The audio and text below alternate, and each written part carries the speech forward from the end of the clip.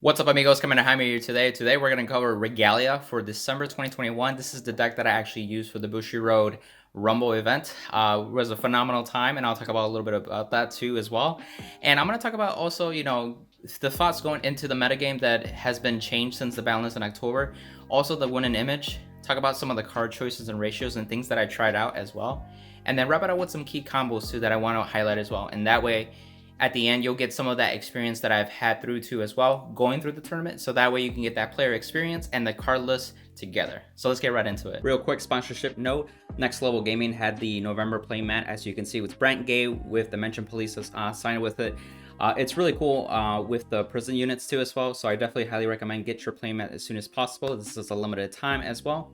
And with the upcoming December playmat, as you can see, it will be lyrical units as well with the Christmas theme behind it. Obviously, it's still a work in progress, but this is more to come as well. And again, the link to the store is actually at my description with the affiliated link, or you can go to the website and use my Commander Jaime discount promo to get a 10% discount on your next order. So for the Bushiroad event that I attended, it was actually the AO1.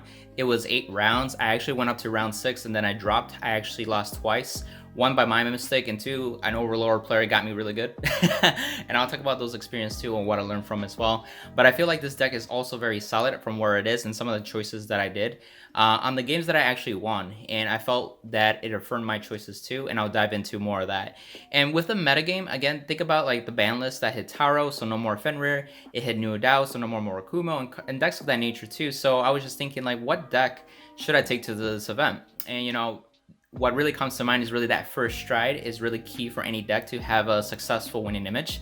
And also, as an added benefit, you want to have a solid grade 3 turn. And I felt Regalia really had both of that. We have Marduk over here that can be superior stride during your grade 3 turn, regardless of which grade your opponent is currently. And that's awesome. And when you go first stride, you have the Minerva stride, and you can get quad check and plus 10k. And it all matters because we have Norm over here, which basically when it boosts any Regalia unit, it actually just restands it, and that's key. And you use cards like Idrisil to search for it and be able to boost in the first place. And then cards like Angelica as well give that added benefit of resist too. There are decks in the format that have some disruptive plays, so a Marduk turn might be key in those turns where a Cannoneer could be a problem, or a Denial Griffin, for example. And Angelica gets around that too. And there are certain disrupted G-Guards like Defeat Flare and even Grisefort can get around that, but it's okay. As long as you play around those plays, you should be in a good fit in that respect. And, we have a card over here with the Amarura Stride that can we fall back to. I actually found a way how to get a Soul Blast 15 skill on the first stride too, and I actually will show how that looks like too. But most of the time, 9 times out of 10, you're going to go into Minerva. And one of the key differences that I want to highlight is this deck doesn't have as many Regalias. One of the factors that made that decision was that I wanted to focus into the early mid game. Basically, when you have your grade 2, grade 3 turns, that's really what I noticed. Some decks such as like Overlord, Tachikaze, some other decks as well that really determine the tempo, right? Or outright just win. There are decks that just outright win. It's very scary. So if I can make that Marduk turn very solid, that would be key in that respect. So I actually reduced the number of Regalias because Marduk doesn't really care about that, but it also made room for the triggers. And I actually have 11 crits and they're V triggers. So there's no Regalia heals, there's no Regalia crit triggers, and I'll talk about how to compensate that as well. And with the Minerva Stride, it's really the only card that cares about the Regalia name. Everything else, it does not care. So as long as you're able to at least Soul Blast 3 Regalias with the quad check skill, you're in the promised land. Especially if you have a Norm right here that is able to restand the Vanguard too. So it's all good. It doesn't really matter at that point if you do the GB3 skill. It's more like the added spice in that sense, and go from there in that respect too. So onto the grade 3s. We are playing 3 Angelica, we are playing 4 Idrisil, and 4 of the grade 3 heals. Now you're probably wondering, why are you playing this and not the Regalia heals? Let's cover the basics first and I'll cover that. So with the ratios too, you're probably wondering, why are 3 Angelica? Well, Idrisil is really the main card that you want to see, and Idrisil has the 2 skills where it's Vanguard Regard. You can actually give the boost ability to any unit that has a Divine Gauge, which is key for Norm. And then if it's on Vanguard Circle, during your opponent's turn, they're unaffected by card effects, which is really helpful in that case too, keeping your board. And then the second skill is what's very key. It's that it's Counterblast 1, search your deck for a Norn and call it to Regard Circle, and then you can choose up to 2 of your Regards and give them a Divine Gauge from Soul. This sets up your play. Literally, if you stride into Minerva or you're doing your Marduk turn, you just need an Yggdrasil to call a Norn, and you're pretty much lit. Like at that point, it's super resilient in that sense too. So that's why you want to have 4 copies for sure. Where Angelica doesn't do anything on Rearguard. It's just a Vanguard Circle 3 skills that it has. The first skill is that all of your Rearguards that have a Divine Gauge get plus 5k and essentially get resist. That's super helpful against the Denial Griffin plays and other disruptive plays when maybe you want to play around and do a Marduk turn in a sense. So that way your Rearguards are still in effect useful in that turn and do your plays at that sense too. Not only that, but the second skill is that when it attacks, you can choose up to 2 your Rearguards and give them Divine Gauges. That helps you set up a board to have power. And what's really cool is that when it boosts by a Norn, it's a 28k column versus an Yggdrasil being 23k columns. That actually matters when it's just like the extra 5k. It's just nice to be pushing in that sense, especially with the Marduk turn. And the third skill, I actually used it once in the tournament, and it was the only time that I've ever used it using the stack, is that at the end of your opponent's turn, you can actually discard 5 Divine Gauges and just heal damage. And it came up, so that was kind of useful. I went to 5 damage too soon, and I was like, I need a heal, and I went back to 4, so that was pretty useful. But ultimately, you want Yggdrasil, and I added, a card that I wanted to, I guess, how should I say this? I wanted to reduce the clutter of the grade 3 Regalias, the normal ones, and I wanted to fit in an extra grade 2 or grade 1. And that's when I really started thinking about the grade 3 heals too, because we have a card like Skull. Skull is the top 5 searcher for a grade 3, and Flap Angel is the one with the Regalia Stride Fighter. That way you can call it to Rearguard, and then you show Regalia grade 3, and then you search for the Yggdrasil that you need, or probably Angelica at that point. Just depends what you need. But I wanted to be able to just flat out search for any grade 3 as well, but at the same time, search for the grade 3 heals. And why do I say that? If you're going second against certain decks, their grade 3 turn is so powerful that you might just lose because you're in grade 2. These Heal Guardians help you with that to survive. When they're placed onto the Guardian Circle, you can either remove 2 crit from that battle, hence like Overlord for example, especially if they're overpowered, or if you're facing a rush deck that pokes a little bit, that plus 10k until the end of the turn can make a difference too. So having that defensive nature is key. And it's also a way that it's a grade 3, so once you get to the late game and striding game basically, you can pay the cost of stride with it if needed to, because you want Yggdrasils in your hand still, so you can call them to Rearguard Circle and do your restanding turn, just in general. So that helps in that regard too. Furthermore, if you get damage deny, this is another way to actually get a counterblast. You can call this unit to the Rearguard Circle and give yourself a damage, and all of a sudden, if you're going first, Marduk becomes live. If you're going second, then you have a little more wiggle room to work with a Norn or Yggdrasil skill that costs a counterblast in that sense. And furthermore, it's just like the Regalia game isn't needed, and it's a 5k trigger. This being a 10k trigger and also vanillas, it just makes that Marduk turn as well just a lot more deadlier. And because there's a lot more crits, like you can win on a Marduk turn still. And the Minerva turns just become even more scarier because it's 10k triggers with more crits. Just overall aggressive in that nature too. Now into the grade 2s. We are playing 12 grade 2s. We're playing 4 Norn, 4 Thrud, and then 4 Gleipnir. This looks pretty standard. There's some builds that are playing a little more Regalia, such as Hemera and some other cards too. I actually tried a couple of different things with the grade 2s before this ended up back to the way I had it before in a prior deck profile. So cards I used were like Ulysses, for example. It gives that early game pressure too. If I noticed that if I went first or even second, if I could push my opponent to 2 to 3 damage, you're pretty much in lethal in that sense because you're already forced to crit, right? And if you drove check a crit, that's 3 damage. So that helped with that regard too. And some decks just can't deal with it. But ultimately, I was trying to make some room. I even got to the point where I was playing 3 Gleipnir with 4 Ulysses and 4 of these each, and then even removed Gleipnir and just had the Ulysses. It just I ended up back to here. And so what Norn even does, again, it has a skill, Vanguard Rearguard Circle. You can counterblast 1, draw a card, and then you can choose a unit and give it a Divine Gauge from Soul. And if you do, you can Soul Charge 2. That's where you're able to build up Soul and also set up Divine Gauges, whether on itself or the key units, such as like the Grade 1 Counter Charger and Soul Charger. You have the second skill, where it's the key one, right? When it boosts at the end of the battle, discard a gauge and a card from hand, restand that Regalia unit. That's super key. It's once per turn, just so you know that. So even if you restood the Norn, you can only use it once per turn in that sense too. Eventually, once we get something that swaps, we may have some more shenanigans in the future. But this is really good because you can have a Vanguard restanding, and then you can have a Rearguard restanding, and you have 4 attacks that way. And it's very little commitment because you can call them to Rearguard Circle from the deck if you have enough counterblasts. Not only that, is that, you know, if you have the third column with another Norn, you have 6 attacks. It's just very, very powerful, and it takes we capitalize on that.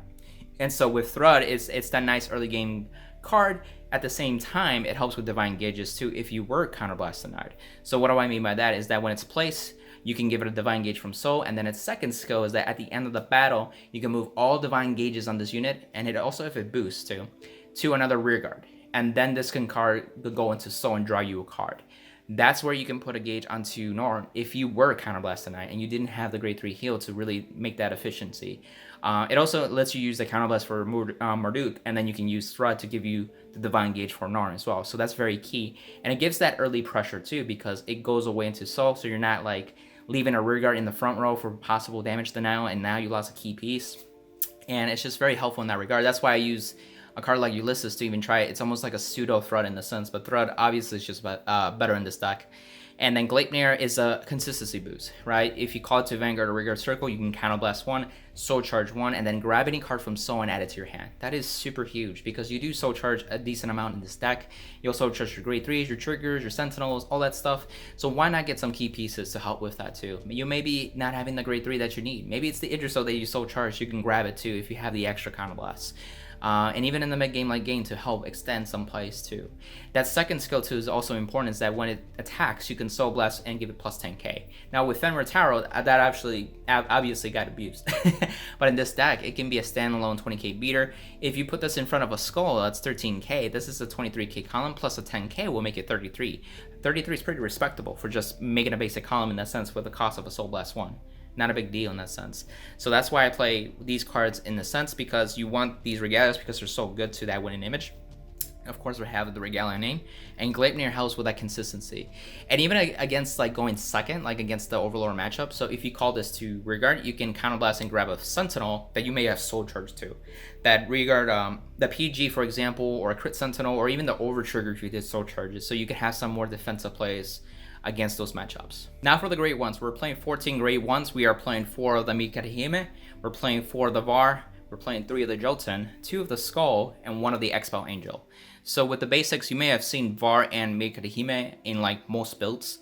Mikatahime is the one that's Soul Blast reduced by 3, so when you place it, you are able to pay the cost for Minerva for free. You don't need to have Regalia units, so it helps with not needing the Regalia name as well, because it reduces it to 0. Makes Marduk turns also Soul Blast 3 and Counterblast 1. Or if you have 2, it makes it just Counterblast 1 and no soul at all at that respect. So you can get to keep your soul for the next following turn too. So this is a very, very key card. And it's a non-Regalia.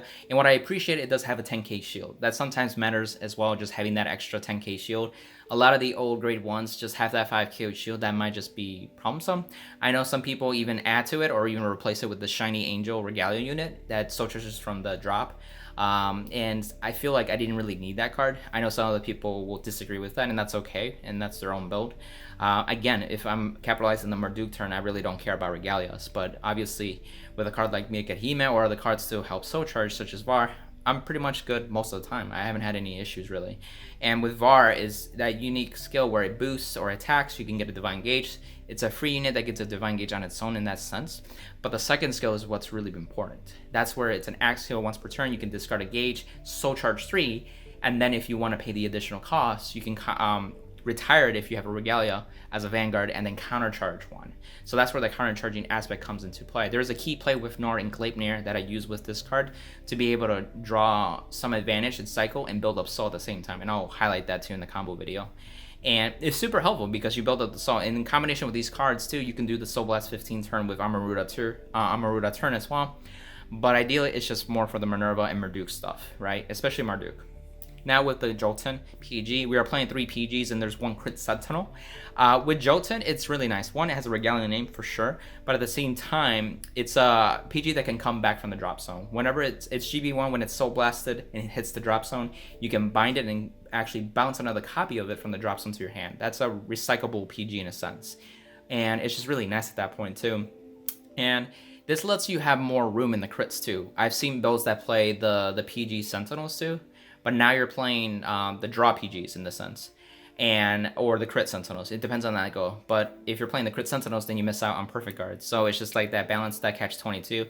And I felt like this is key, especially being a 6K. When you're facing against certain decks, you do want to guarantee at least 1 damage. So if you're riding a 6K base Vanguard, it's really hard for them to hit under. So I typically ride this early on if I do draw it, because eventually I'll get it back by its skill, or use a Gleipnir to just grab it back from Sol. It just works out in that sense too. We have 2 Skull and 1 Expel Angel. So when I mentioned about Skull from Flap Angel, that changed. I actually went to 3 Skull at first. But I also wanted to add an Expel Angel for the deck out situation. So again, with Skull, it's the top 5, the grade 3 Searcher. Searches your heals, searches your Idrisos and Angelicus if you really need to ride it. It's just really nice. It's a 13k booster attacker if you Soul Blasted this turn, and it's just a body that you can put on the board too if you need to have some Divine Gauges being shifted around with Thruds and you don't have any other Regalia units. So it's just another card. And what's really cool too is that if you go second, you can ride this and you draw, you get your Ticket Shield, then you check the top 5, you grab like a grade 3 heal and discard an excess grade 3 or maybe the Ticket Shield. And now you're in a little better situation against like a matchup like the Overlord matchup, for example, that you really need that heal, but at the same time, you don't want to give them a damage because they go ham if you give them even 1 damage. So it's one way to just ride and not attack as well, but fixing your hand, the quality defensive wise. And Expel Angel, it's a simple skill, it's an act, it's once per turn. It's not GB technically. You can choose 3 Regalia units with different names from the drop zone and bottom deck them. And if you have a Regalia Vanguard, then it gets +3 until the end of the turn, so it becomes a 10k hitter or booster. And then if you have a Regalia in the G-Zone flip face up, then you draw a card. So then it has these added benefits as you have those conditions met. And the reason that I wanted Expel Angel, because there's Dreaming Dragon. Again, that's a stand trigger, and I'd rather have the crit pressure. And a stand is just kind of random in this build, especially if you go Marduk first. You have the Jigar Laura to recycle your cards too as well, but that's during your opponent's turn. And sometimes you may want to do something defensively differently, where Expel Angel is something that you could do during your turn. So you can return a card like Norn, recycle it, and then search it immediately with the Idrisil that's on the field. So that way you're set up for that turn and you build more deck size too.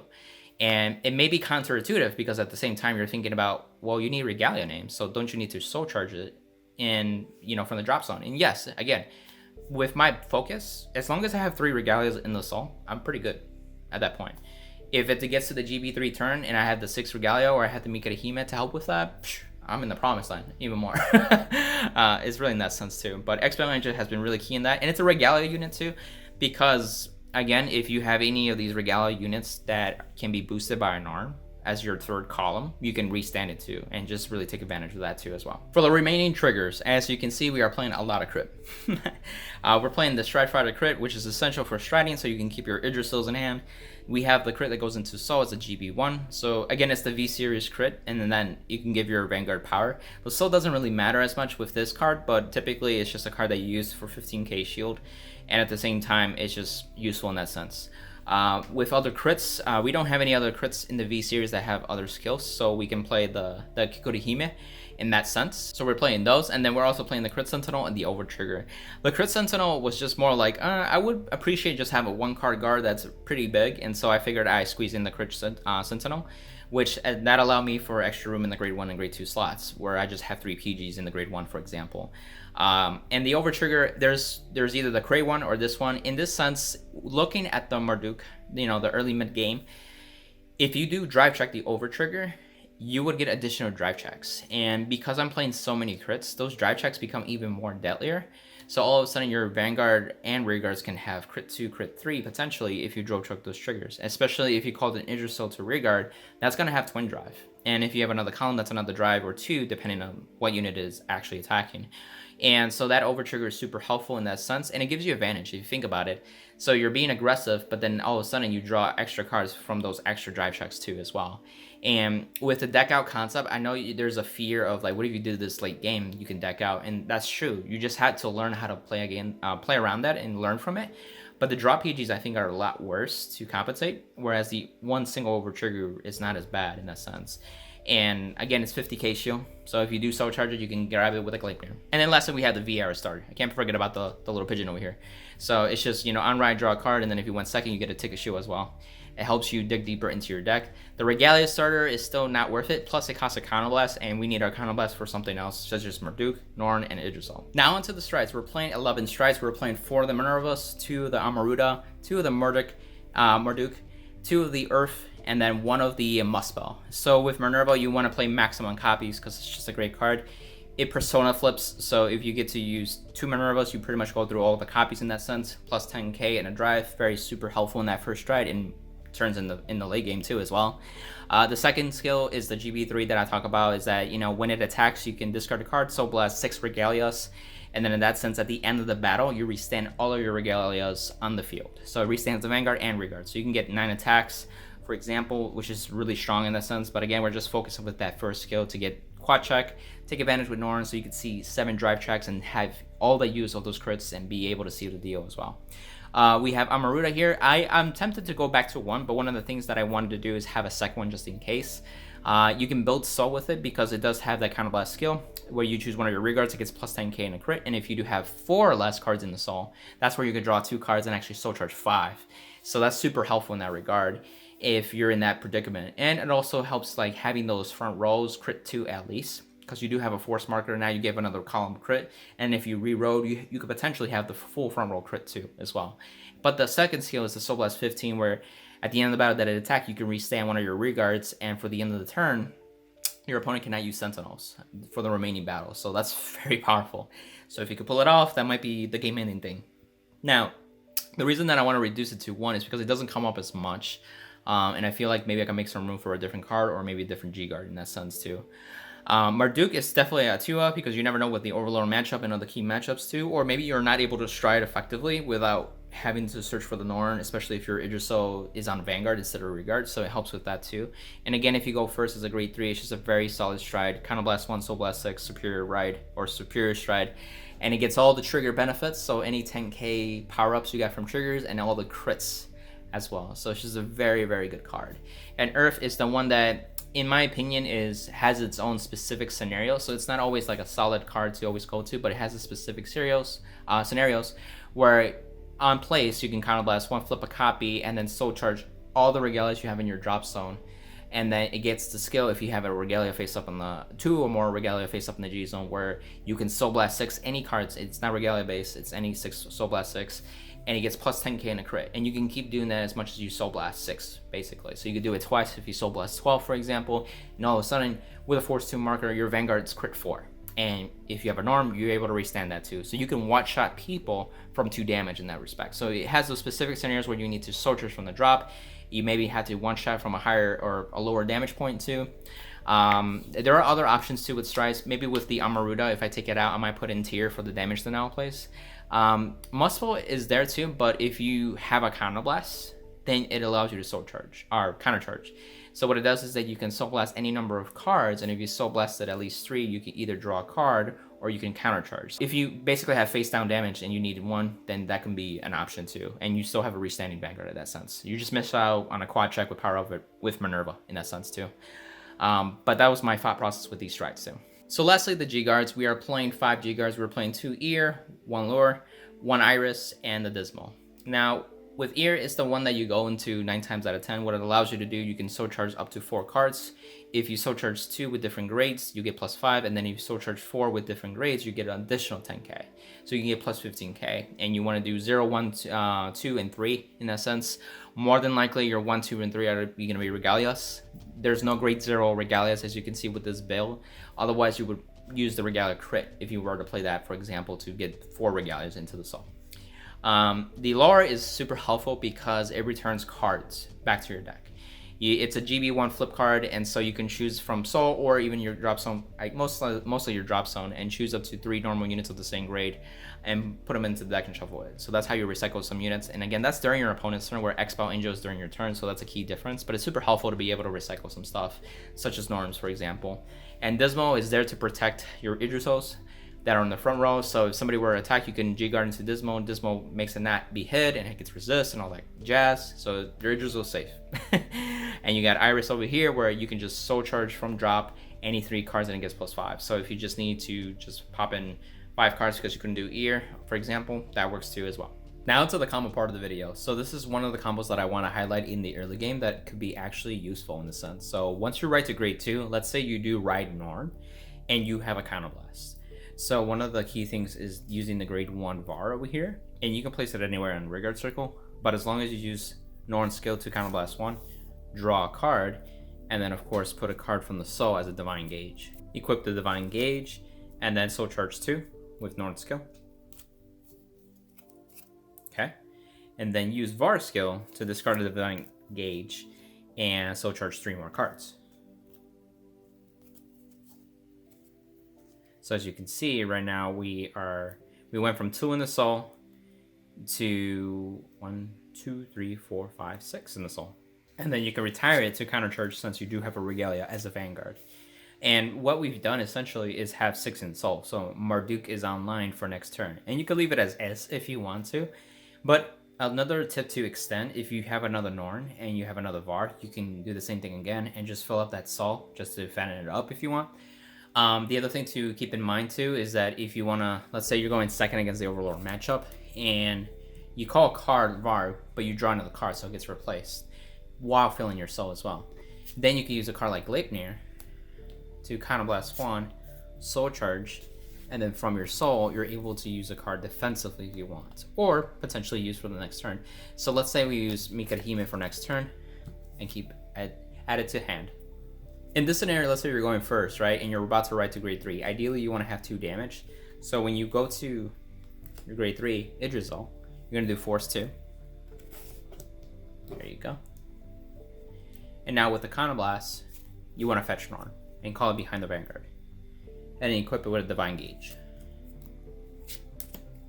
If we check our soul now, we have 6 in the soul still from that prior combo that I was telling you about. But you could also use a card like Mikahime to call as a Rearguard just to have a body there if you really want to, but also reduce the Soul Blast cost so that way you only Soul Blast 3. But let's say you want to build up a field, right? And so you can use this card as a booster, this card as a attacker on its own. You can use its skill to get a Divine Gauge. Notice that you do take from the soul in this case, so you want to give it back in a sense, right? So this is your field setup. Now you reduce the Soul Blast with Mikahime, so now you're ready to go into your battle phase. So then when you attack with this card just to poke for damage or get an extra shield as well, or you poke one of the Rearguards too as well, and use her skill to move the Divine Gauge, and depending on the matchup and stuff, if you just want to stack another Divine Gauge to the Norn behind, you can do that. This will go into Soul and draw a card. So that way we still have enough cards in Soul if you didn't have the Mikahime. So then when your Vanguard attacks, you want to make sure you boost but don't do Marduk yet. So this is just 23. You do your Twin Drive, 1 and 2. No triggers. Sad face. Skill, you discard the Divine Gauge, restain your Vanguard, plus 10k and a minus drive. But then when you attack, you Counterblast 1, then the Soul Blast 3. And depending on what you want to Soul Blast, you probably want to keep the Regalias in the Soul. So that way you have 3 Regalias for Minerva. So then you want to use Marduk. Any triggers will go onto it. In this case, we didn't get any. Oh well. So it's 28 base 2 crit. So then the first check, we got a heal trigger. So 10k. If they actually guarded against this, maybe you want to put it on this Rearguard, and then you can heal damage if they're at 2 damage or less. But more than likely, they might have taken the first attack, so they might have higher damage at this point. The second, nothing. And the third, a critical trigger. So that's one of our crits that we're looking for. And again, if they took this, you can put it on the Vanguard, put the power onto the Rearguard, and then you can just attack boosted like this. So this is 7 plus 8, 15, and then 15 plus any triggers. So 25, 35, boom. Let's say you only have 1 Counterblast and you are going first and you so happen to ride Angelica. Depending on how you distribute the Divine Gauges, you can benefit to your advantage. In this case, we will use the Counterblast for Idrisil to search for Norn and then put a Divine Gauge on it as well. And then you can give a second Rearguard also the Divine Gauge. So in this example, you already know that you're not doing Marduk, so there's no point of having a big soul in that sense. So you can give the Divine Gauges out, and depending on the soul size too, you can distribute that. Like in the prior example, we had a lot more soul. So I'm gonna add that to the scenario in this case. And what's really cool is that it has the benefit of on attack, it distributes those Divine Gauges too as well if you really want to. So you can actually poke with Idrisil just to have a poke with that in that sense too. And then you can also attack with the Vanguard like this. In this case, since Norn has a Divine Gauge, it's an extra plus 5k, so this makes a 28k attack with Twin Drive.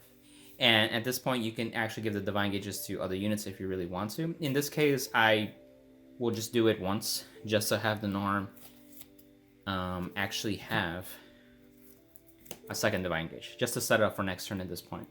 So then you'll do Twin Drive, nothing, and a crit. In this case, you want to put it all in the Vanguard. They take 3 damage. Norn skill to discard a gauge, 1 card from hand, restamp plus 10k, minus 1 drive. So now you are just 1 drive check, but again, you got plus 10k from Norn, you got a 10k from the trigger, so you're 33, crit 3. That's pretty deadly. So if they're not ready for that, this can mean game in that sense. But if they guard it, you have a drive check to still work on it. It's a FUD. But then you have this other column that if there was any other triggers that it could benefit from, then it can go from there. You actually want to add the Divine Gauges to these units actually. So that way these units also get plus 5k. I was getting ahead of myself and I was thinking Marduk for whatever reason. But since Angelica is still on board, these units can get benefit from an extra 10k to the column in that sense. So that helps with pushing bigger numbers too as well. So it just benefits just to have bodies. And as you can see, we have 4 Divine Gauges too. If you have an access of Divine Gauges, let's say you have 5, you can actually heal if you really want to. But then next turn, you're pretty lit to go as well. One of my favorite plays going into the first stride Minerva turn goes something like this. So you want to stride into Minerva. You have 1 Counterblast to work with, so you can use the Idrissel to use the Counterblast to search for the Norn. And then put it behind the Vanguard, of course, and then add a Divine Gauge. It doesn't necessarily mean how many cards you have installed, because one of the things that I like to pair it up is with the Mikirahime. So if you want to put it behind the Idrissel just to have a solid column if you want to, that works too. And then you Soul Blast 0 Regalios in that sense, and you get the quad check. And then you would just follow with the attack. This is now 48, crit 2 with quad check. So the first, that's just nutty.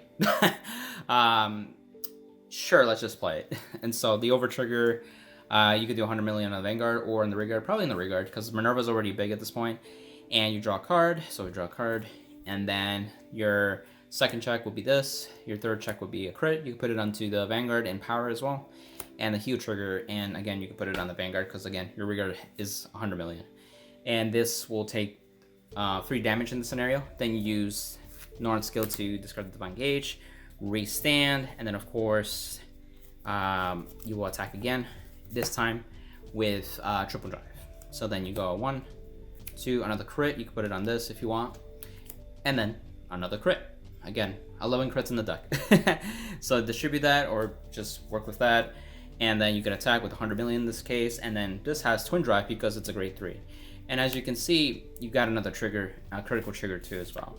So you can build advantage with the over trigger in this case. And you know, if you use the Cray Elemental in this setup, this wouldn't be as beneficial because I don't have another column here. But this is something that's very simple play. Like I said, you just need an Idrissel with the Norn just being searched from deck. You're pretty much good to go, especially if you have the Mikirahime to like make the Regalia Soul Blast to 0 at that point. Now to the Amaruta play that I was talking about with the Soul Blast 15 on your first try. So let's say you're on a grade 3 with just 3 in the soul. In this case, it's perfect. If you have no regards, you could stride into Amaruta. Use the Revelation skill to soul charge another unit. That puts you at 4 in the soul. Now that we have 4 in the soul, these are the key cards that you want to make sure that you have in hand currently. So you want Mikirahime, the other grade 1 Var. You want a copy of Norm already in your hand, and a copy of Idrissel as well. So that way, when you call Idrissel, you can call Norm behind the Vanguard and Var over here. And there's a couple ways to do this. Because you're at 4 soul, you can use Alpharosa skill or Amaruta skill to counterblast plus 10k in the crit here. But then guess what? You'll draw 2 cards and then soul charge 5. So 1, 2, 3, 4, and 5. It's a lot of triggers. That puts you to 9. Now, then you want to use Idrissel skill to counterblast 1 to search for a Norn. There we go. Put it behind the Vanguard. Then you want to give 2 Divine Gauges to this one. And let's say this one. Okay. So you went from 9 to 7 at this point. So then you can use Var skill to discard the gauge. Soul charge 3 more. That puts you at 10 in soul. You want to counter charge as well. So you're at 10. Then use this Norn skill to counterblast 1 to draw a card. Then put a Divine Gauge, puts you back to 9. Put it here or over here, it doesn't matter. Soul charge 2 to put you back up to 11. And then the last Norn skill to counterblast, draw another card, go down to this, and then soul charge 2 more. You should have basically 12. So let's count that. 1, 2, 3, 4, 5, 6, 7, 8, 9, 10, 11, 12. Okay. And then lastly, Mikirahime. You can also pair it up with another unit, let's say Glitnir, put it over here. So you have a full board at this case, and your battle sequence can look like this. You can have the 23 crit 2, you can attack the Vanguard for the extra crit pressure. They have to guard it or take it. Then you want to attack the Vanguard with boosted with the Norn. And then of course this is 28 plus 10, so 38, triple drive. You do your drive checks, 1 heal trigger. You want to put it on the rear guard here too, because it's going to restand more after this too. And then any crit triggers too. Especially if they guarded this, you can put it on this rear guard as well. So let's say here. Then its skill, at the end of the battle, Soul Blast to 15, but reduced to 12. So this is the 12 cards. And then restand the rear guard.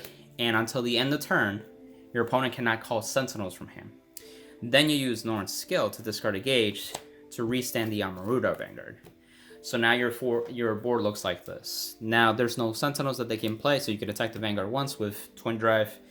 And if you get any additional triggers, which we didn't, you can still stack them on this one because we can still attack boosted. And this is 33 plus the triggers, so it's either 43 or 53. I don't know how many triggers I got that time. And then at the end of the battle, discard a gauge, restand, same number. Again, no Sentinels, crit 2 or crit 3 in this case.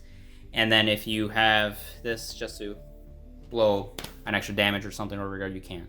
And again, no Sentinels. So this is a play that you can do first try potentially. You do go through your deck quite a bit. This doesn't happen as often, but it was something to fall back to if you do have a play.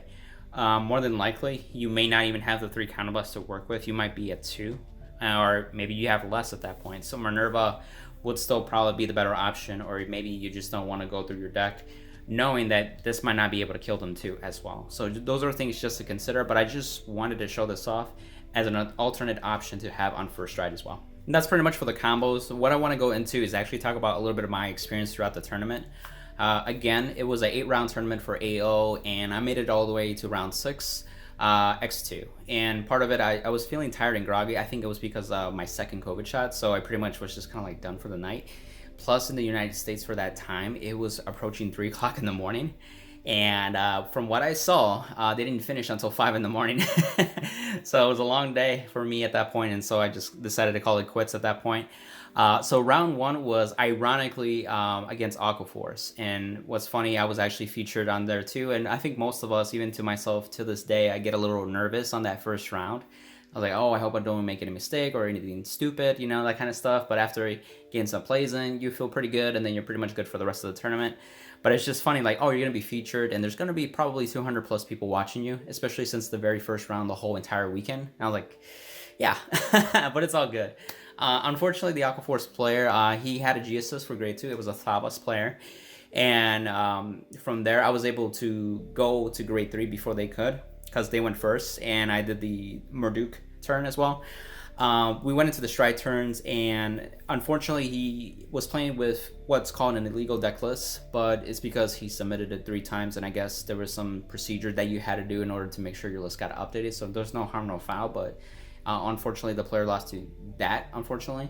But it was pretty much on the solid plane of me actually taking the game in that sense too, just the way it was set up. And he went to a jumbo turn that I felt like I think hurt him in the sense of him getting rid of his crit triggers. He had 2 of them that go into Sol, that his Coral Assaults didn't have enough other rested rear guards or units in general to be able to get that power up. And so I think he missed out a lot of aggression on that too without even realizing it. But again, it is the first round, so we just make mistakes, we just get nervous a little bit, that kind of stuff. Second round was against Magus, OTT, and they played the Momo as well. So first stride, it was very scary with that. Unfortunately for them, I don't know if they played the Calico in their build, so it wasn't like super crit, super power up, but it was still Momo turn with the CEOs on rear guards too, so it had like really solid columns still. I was able to survive, but I felt like I misplayed huge in this one, and I'm not sure Why at first until I looked back at the footage, and this is what's really cool that you can record your game so you can learn from your mistakes. So what had happened is that I had 1 Norn in Soul, 2 in the damage, and then I think I healed 1 or discarded 1. I'm not sure what happened. And then I had another Norn on rearguard, but at the rearguard column, not behind the Vanguard. So I was out of Norns already. I was like, what the heck? So I was like, okay, so I have a Norn on the rearguard column. Why not go into Amaruta first stride, give plus 10k in a crit to rearguard, and put force 2 in Vanguard. So go from there, or put force 2. Yeah, that was my play.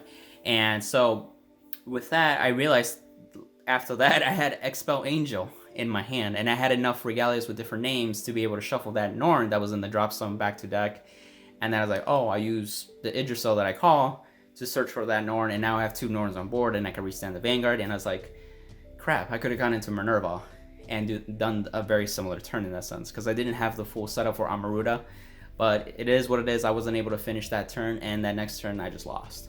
Round 3 was against Ezel, Gold Paladins, and so one of the key things that I was asking to like Axis Vanguard, Zay, Gleaming Garmo, and a couple people like Dravov, and so many others that contribute to this help and success to those rounds, is that going against golds, you still don't want to give them counterblast. It kind of necessarily slowed them down, but they have to hope and work for the pieces that they need at that point. There's cards like the Grade 3 heals, there's the additional angels, so they can get that counterblast or 2 counterblast to work with to do Spirex or Aglavale, or not Aglavale, Percival, and so on. And Superior Right and Shenanigans too, but the Superior Right is pretty free if you do the regular Ezel skill. And so thank God that I went first. And so I went first. You can't attack on your first turn, so you pass turn. They rode up, they attack, I got a counterblast. I wanted to make sure that I at least had 1 counterblast to work with. Then I rode up to grade 2, and then pass turn. I didn't give him any counterblast, I didn't attack. And of course, they went to grade 2, they had the setup, so they Superior Right to grade 3, they got an XL2 marker, and that was all they can do. He just swing with Vanguard, and that was it. So I was like, okay, thank God. I'm not sure if he didn't have the cards to really go off or pop off, or it wasn't worth it. I'm not sure. But it definitely was like, okay, we made it to the, the passing point. So I ride up to grade 3, and then we go into the stride game at that point, and I was able to finish it off at that point. But it was a good back and forth between us two as well. Round 4 was Highlander, Bermuda Triangle. And it was interesting seeing that in action. And, you know, they joked in the stream, Top Deck Heroes for the North American one, that you're going to shuffle a lot with Highlander. You're going to search for certain key pieces. So it takes a lot longer, but it was a fun matchup at that point too. And the player, I guess, had faced Regalia before, but he was pretty much quickly catching on. And what's interesting about this format too, it's an open deck list format against your opponent. So when you get paired up, you can actually see each other's deck lists on the website. And you can use deck log to see that, and you can actually see the skills in that regard. So one, it's useful to read the skills in that sense, but now your deck list is exposed, so that's a different conversation. So he was able to catch on with that. We went back and forth, and ultimately I pushed through with the Minerva turns and got it there. Round 5 was against Overlord. This is the one that I was saying that he got me good. Fortunately, I went first.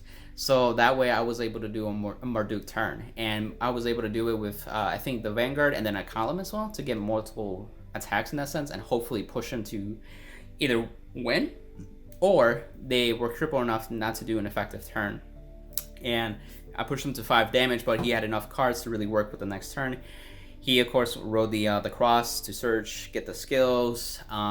He called that grade 2, I think it was Burn Rice. That's the one that if your Vanguard stands, Counterblast 1 gets 15 and a crit. It's not once per turn, it's scary rearguard. And he attacked with his Overlord, obviously 3 times, and restood twice. So at that point, then that Burn Rice got the skill twice. And I was like, that's a threat. And I only had so much to guard with that, so I'm going to have to take one of them. And then funny enough to add spice to it, that last Vanguard attack, he did an over trigger.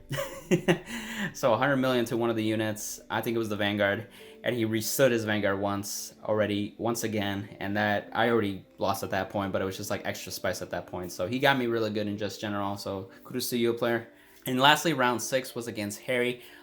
She was really cool with Harry too. It was a different type of build too. It wasn't as like the other Harry builds that I'm used to with like with some mixture of the different engines. I know Derek Dow in the prior Springfest had a mix of different engines. She was more of the Magia cards, so that way she was guarding early on, and then they were going into Sol. And it played around that for the most part too, and it was a back and forth until I pushed through with the Minerva turn as well. So that was pretty much it. Those 6 rounds, it went really quickly. And as you can see, those decks I honestly didn't expect, except for maybe Ezo and Overlord. I wasn't expecting to face Arco Force at all, especially in the beginning, or some of the other decks too. But right now, the metagame it is all over the place, and there are some decks that obviously stand out a little more. And I think as this weekend has played out, we'll see more of that formation, and we've seen already like Pale Moon taking some tops, such as like Nightmare Dolls. We've seen some Grand Blue tops as well, like Solemn Vanguard as well, and some other players like Royal Lover. So there's some pretty cool decks and clans that are topping, and multiples of 2 or 3. I think Bushiroad will maybe take this chance to see and reflect from this tournament and kind of assess what they have to do, if they need to do another ban list or not, and actually just let the format still evolve. So at this point, that would be my suggestion. So overall, I felt like my deck build was pretty solid to the point that I liked it, and it did what it did best too. I think the one thing I would change was the stride zone, like I mentioned with some of those key cards, like Tyr, for example, to add it. Zay had pointed out to me the 3 Angelicas, so kudos to him. Case was also a great practice partner against Overlord and had a chance to even play test against 0-2 Pass and a couple other people too as well. Outside of that, I was really just play testing on CFA, or I did like shadow play testing too, and then memorizing some of those key plays too. That really helped me basically have muscle memory with those key plays too. And so I hope this was very helpful. I had fun. It's been a while since we had Springfest, so it's a good refresher this December to have this. And if you liked the video, give it a like down below. Let me know what your thoughts. Maybe you have some different updated Regalia profiles or deck builds. Let me know what you think. What are some of the things that you learned and all that kind of stuff. And if you share with a fellow Genesis player or Regalia player, feel free to do so. And of course, subscribe. See ya. Bye.